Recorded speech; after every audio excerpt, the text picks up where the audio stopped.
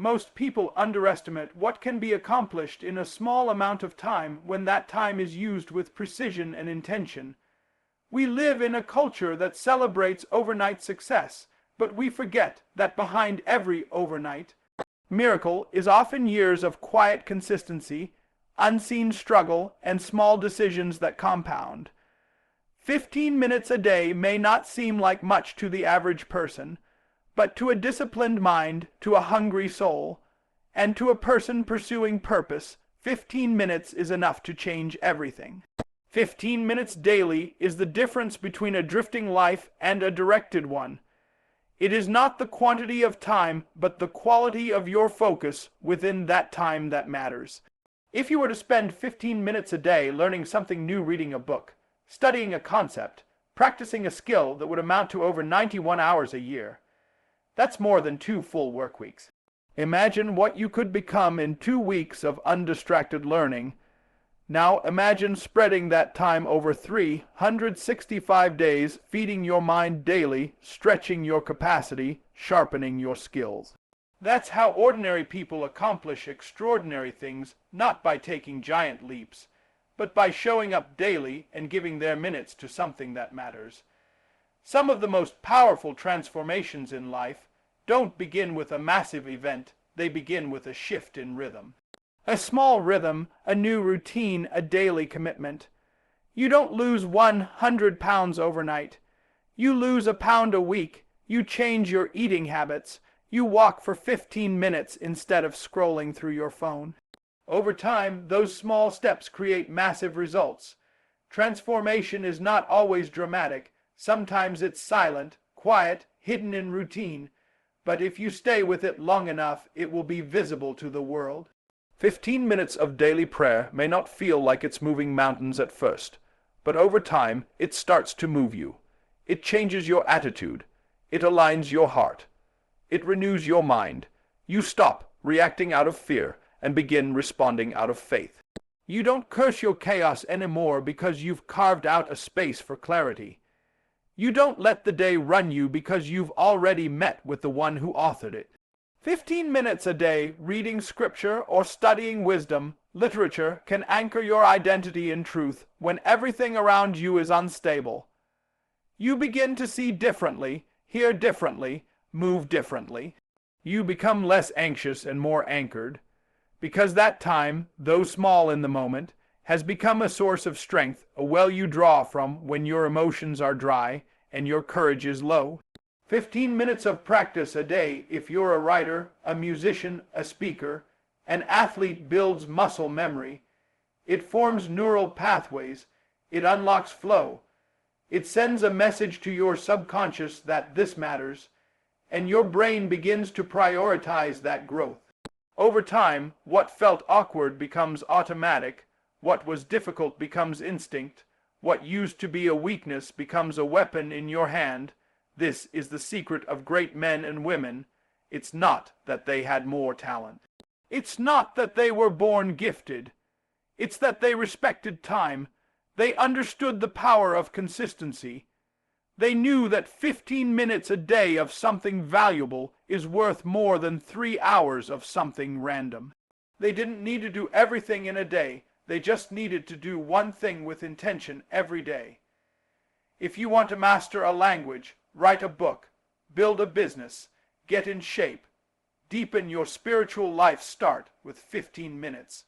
You don't need a perfect plan, you need personal discipline. Start where you are, use what you have, do what you can. Don't let the enemy of not enough time rob you of the time you do have. You'll be amazed what can happen when you stop negotiating with procrastination and start partnering with purpose. Too many people wait for a big break, a lucky opportunity, a major event. But the truth is, success often comes in the form of tiny decisions repeated faithfully. The difference between the person who moves forward and the person who stays stuck isn't usually intelligence, money, or luck. It's discipline. It's showing up every single day for 15 minutes, even when you don't feel like it. Especially when you don't feel like it. Don't despise small beginnings. Don't underestimate short time. Don't wait for a better day. 15 minutes today is better than 5 hours someday, because the compound effect of that daily discipline will outpace the hype of any emotional motivation. You are not waiting on a miracle, the miracle is waiting on your 15 minutes. That's the difference between wishing and walking in purpose. That's the shift from dreaming to building. 15 minutes a day is not a limitation, it's a launch pad. You don't need more time. You need more focus in the time you already have. If you steward the small, God will bless you with more. If you give him your minutes, he'll give you momentum. That's the power of 15. Discipline is not a feeling. It's not a gift. It's not something that falls on you in a moment of inspiration. Discipline is a decision, a daily decision that must be made whether you feel like it or not. Feelings are fickle. Motivation comes and goes. But discipline is what remains when the thrill of the goal has faded and all that's left is the grind of the process. Every day you wake up, you are presented with a choice. Not a dramatic choice between right and wrong, good and evil, but the quiet choice between being intentional and being passive. The decision to hit the snooze button or to rise. The decision to scroll or to study. The decision to complain or to build. The decision to waste the day or to work the gift. And these little decisions, as ordinary as they may seem, are building the future you are either going to celebrate or regret. The problem is not that people don't have dreams. It's that they don't have discipline. Dreams are easy.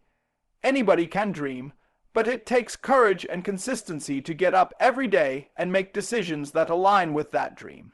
You can pray for success. You can ask for breakthrough. You can speak affirmations all you want, but if you don't learn how to choose discipline over comfort, you will always find yourself stuck in cycles of frustration. Discipline doesn't ask, "Do I feel like it?" It says, "Is this aligned with where I'm going?" You can't be a prisoner of your mood and expect to be free in your mission. Maturity is when you start doing what you need to do even when you don't want to do it, because you recognize that your destiny is too important to be controlled by your current mood. If you want to know what separates the ordinary from the extraordinary, it's not just talent, it's not just opportunity, it's discipline. The ability to keep showing up, to keep pushing, to keep doing the small things with excellence even when no one is watching, even when it's not glamorous, even when it's not fun. Because you understand that every decision is a brick, and every day you're laying down a wall, either a wall that protects your purpose or a wall that blocks it. Some people ask, "How do I become disciplined?" And the answer is simple: you start. Discipline is like a muscle. The more you use it, the stronger it gets. But it begins with the will to choose. Choose to get up. Choose to show up. Choose to keep going when others quit. Choose to prioritize growth over comfort. You don't need to overhaul your entire life in one day. You just need to make one decision today, then another one tomorrow, then another one the day after that. And those small decisions, they add up. They shape character, they develop integrity, they build momentum. Discipline is the bridge between your goals and your growth.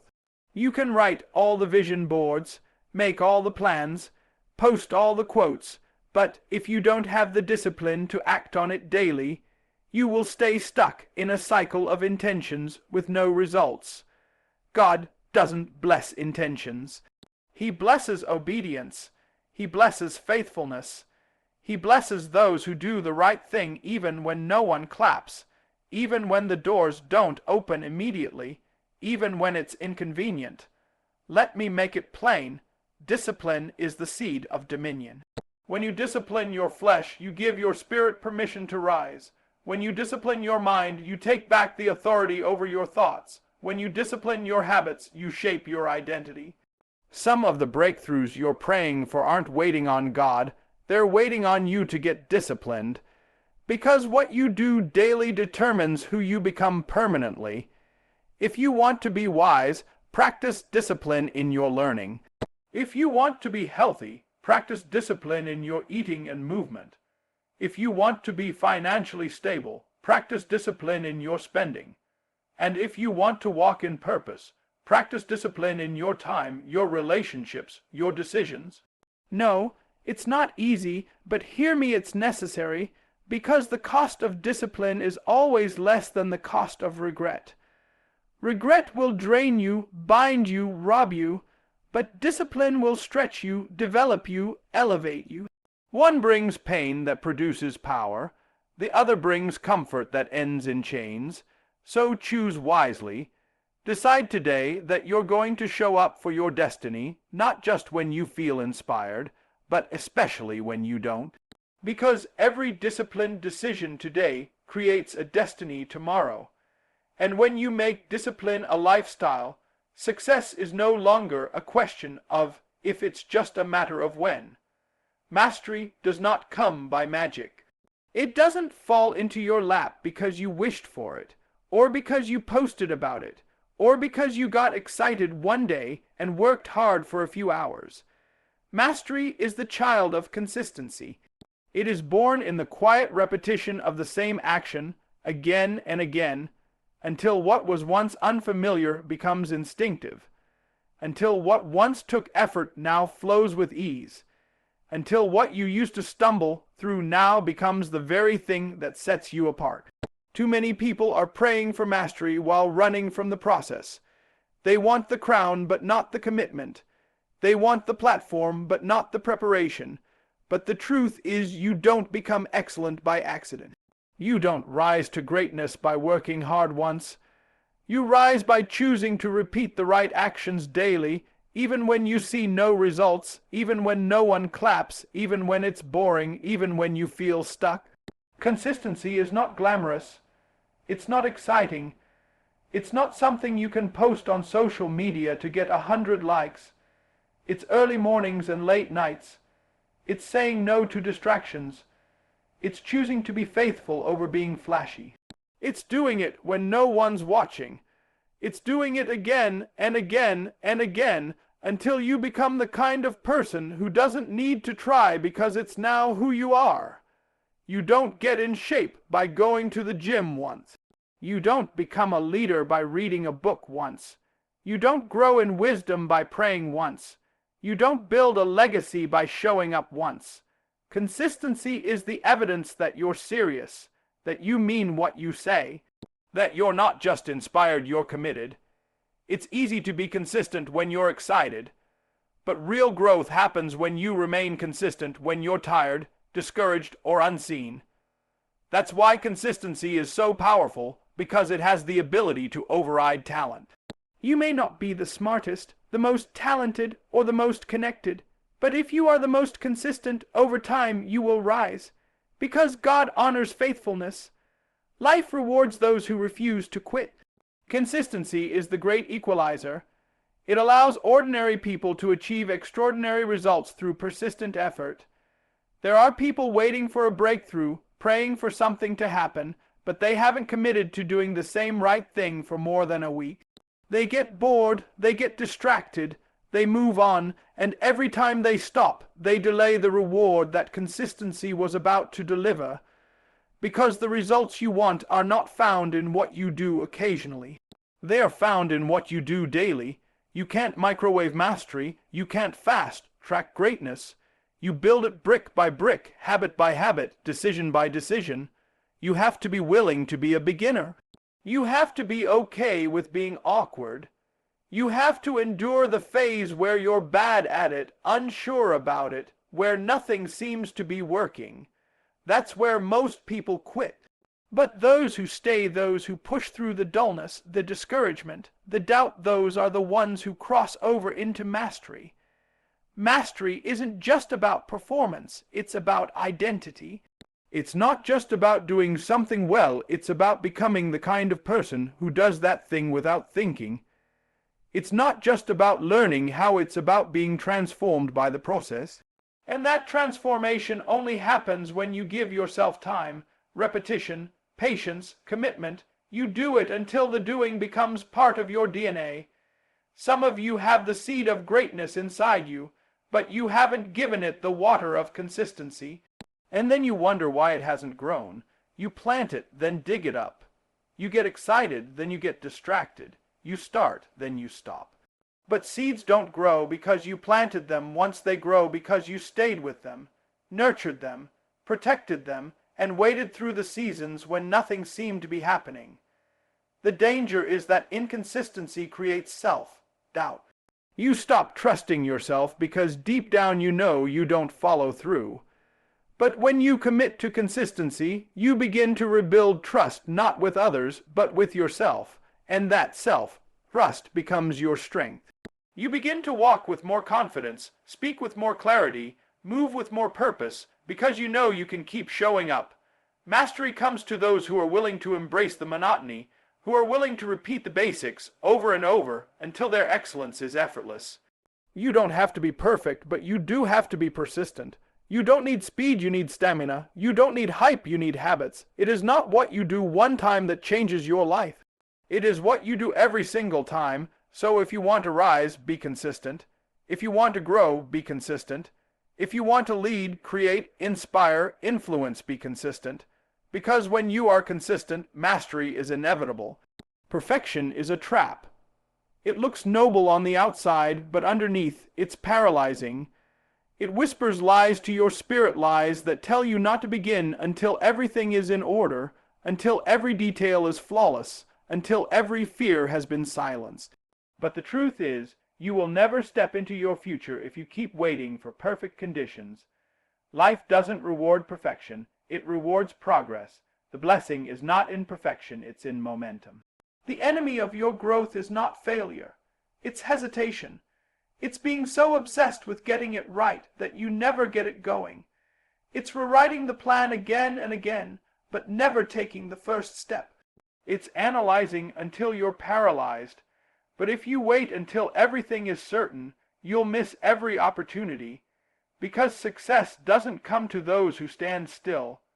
It comes to those who take the first step even when they don't feel ready. Momentum is when you move forward despite your fear.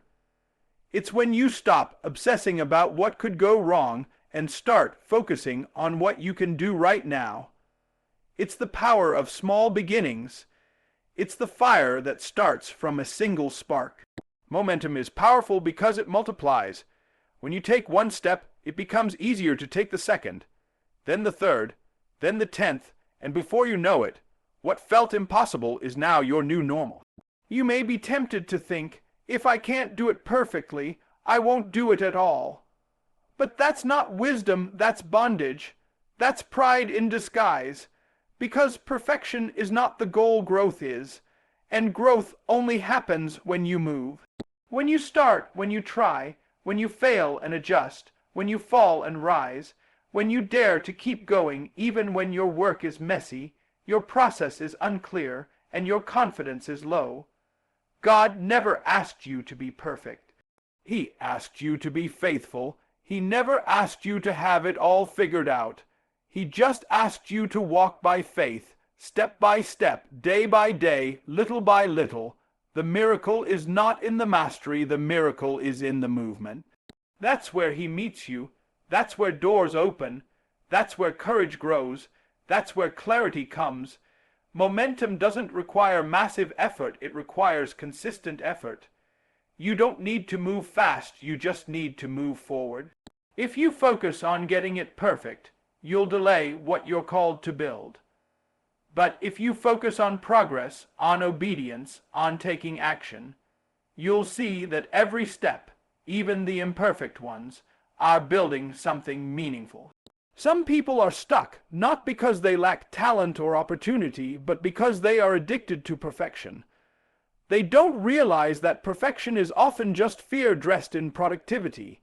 It's fear of judgment, fear of failure, fear of not being enough. But if you want to walk in purpose, you have to be willing to look foolish for a season. You have to be willing to launch when it's rough. You have to be willing to learn while you move. Perfection says, don't post it until it's perfect. Momentum says, post it, learn from it, and get better next time. Perfection says, don't speak until it's flawless. Momentum says, Speak with courage, and your voice will sharpen as you go. Perfection says, don't try until you're confident. Momentum says, try anyway, your confidence will grow in the process. There is no such thing as a perfect beginning, but there is such a thing as a faithful one. And when you show up with what you have, when you bring your loaves and fishes, when you give your 5 talents and trust God with the return, that's when you discover that your small movement carries more power than you imagined. Progress over perfection is not a compromise, it's a strategy. It's how you stay in the game. It's how you build endurance. It's how you develop resilience. Because if you keep moving, you keep growing. And if you keep growing, you'll eventually arrive. The finish line is not reserved for the flawless. It's reserved for the faithful. Perfection says you have to be amazing today. Momentum says you just have to show up today. Perfection says you must never make a mistake. Momentum says every mistake is a teacher, every misstep a lesson, every attempt a step closer. And once you build momentum, it becomes easier to keep going. You stop dreading the work, you start flowing, you find rhythm, you develop grace, so take the step. Write the first paragraph, make the first video, launch the idea, record the messy draft, do it afraid. Do it unsure. Do it without all the answers, because once you do, you'll discover that movement births momentum, and momentum births mastery, not the other way around. You don't have to do it perfectly, you just have to do it faithfully. And if you do it faithfully enough, one day, people will look at your excellence and call you gifted, not realizing it all started when you decided to build momentum instead of chasing perfection. So many people are chasing after the big win, the breakthrough moment, the overnight success, the life-changing opportunity. They want the mountain, the platform, the crown. But they overlook the steps, the process, the small wins that build the kind of character that can carry the victory when it finally arrives. Big victories are not made in a moment. They are built one small, quiet, faithful win at a time. It's not the huge moments that determine your direction, it's the daily ones. The decision to get out of bed when it would be easier to stay down. The choice to read a page instead of scroll through distractions. The courage to say no when yes would be more comfortable. The patience to keep building when no one notices. Every small win is a statement. I'm serious about my calling. I'm committed to my future. The problem is that we often underestimate the power of small. We think if it's not loud, it's not meaningful. If it's not dramatic, it's not divine. But the kingdom of God grows like a mustard seed, small, unseen, hidden. Victory doesn't always look like thunder and applause. Sometimes it looks like restraint. Sometimes it looks like discipline. Sometimes it looks like persistence when quitting seems easier. The small win is you praying when you don't feel anything. It's you forgiving when you still feel wounded. It's you walking into work with a positive spirit even though life is heavy. It's you being kind when no one acknowledges it. It's showing up to practice, showing up to study, showing up for your purpose even when the results aren't visible yet. Because consistency in the small will always lead to increase in the big. You may think your progress is insignificant, but it's not. The little steps are teaching you something the big steps never could. They are teaching you to depend on God, to steward what you have, to walk by faith and not by sight. They're strengthening your muscles so you can carry the weight of greater responsibility when it comes. Because the blessing you're praying for requires a foundation strong enough to sustain it, and that foundation is built in your daily choices. The danger is to despise small beginnings, to get impatient with the process, to measure your progress by what you don't have yet instead of what you're becoming. But if you keep stacking those small wins one by one, day after day, something begins to shift. Your habits shift. Your mindset shifts. Your faith grows. And what used to be hard becomes part of your nature. Small wins are not just actions, they are affirmations. Every time you make the right choice, even in the smallest way, you are declaring, I'm growing. I'm moving forward. I'm becoming. And those declarations become the architecture of your victory. They build discipline, they build focus, they build integrity, and those qualities are what separate the imitators from the authentic, the temporary from the eternal, the surface level from the solid. Don't let the enemy trick you into thinking that your small steps don't matter. That voice that says, this isn't working, this isn't enough, you're wasting your time, that's the voice of sabotage. That's the voice that wants you to quit 5 steps away from your breakthrough. But the devil is a liar, because the path to destiny is paved with small wins invisible to most, but powerful before God. Think about David. Before he ever stood in front of Goliath, he had small wins killing lions and bears in the field. No audience, no spotlight, just faithfulness. Think about Ruth's small win after small win, staying with Naomi, gleaning in the field, trusting in something greater. And Joseph, years of small wins as a slave, then a prisoner, choosing integrity when compromise was easier. And it was those small wins that positioned them for the big victories we still preach about today. You don't prepare for greatness. When greatness shows up, you prepare for it in the shadows, in the silence, in the daily decisions that no one sees but heaven rewards. That's where the real work happens. That's where the growth is forged. That's where champions are made. And when the moment of breakthrough comes, when the platform appears, when the opportunity knocks, you won't be overwhelmed, because your small wins already trained you to walk in victory. So instead of chasing applause, chase alignment. Instead of comparing your journey to someone else's highlight reel, stay faithful to the small assignments God has given you. Celebrate the small wins. Recognize their power, honor them, stack them, build on them, because those small wins, they're not small at all, they're divine building blocks. And if you don't quit, if you don't faint, you will see that every little act of obedience was part of a much bigger victory God was preparing for you. You don't have to leap today, you just have to step.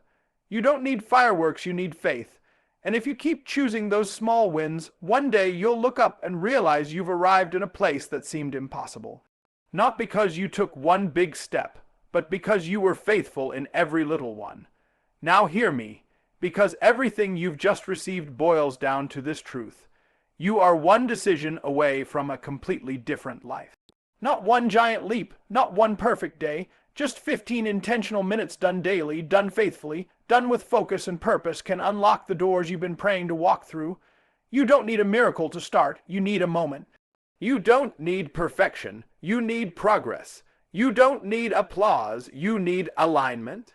And if you will give yourself to the process, if you will invest just 15 minutes every day toward your healing, your growth, your learning, your calling, then momentum will build. Consistency will strengthen you. Mastery will develop in you, and you will begin to see small wins multiply into big victories. So stop saying you don't have time. God gave you time. The question is how you steward it. And when you start seeing those 15 minutes as holy as sacred ground, as preparation for purpose, the enemy loses his grip on your schedule, your mind, and your destiny. Because now you've chosen discipline over distraction, vision over vagueness, faith over fear. It's not about changing your whole life in one day. It's about changing how you live one day at a time, and that day starts with 15 minutes. It starts with a decision, a commitment, a mindset. So I dare you start today. Start now. Take 15 minutes and do what builds you. Pray, plan, read, stretch, write, think, dream, work, heal. Whatever pushes you toward your next level, do it. And do it again tomorrow, and again the next day, and one day you'll look back and see that what seemed small was actually the seed of something unstoppable. 15 minutes a day, that's all it takes. You're not waiting on your break. Your breakthrough is waiting on you. Now go. And build your future 15 minutes at a time.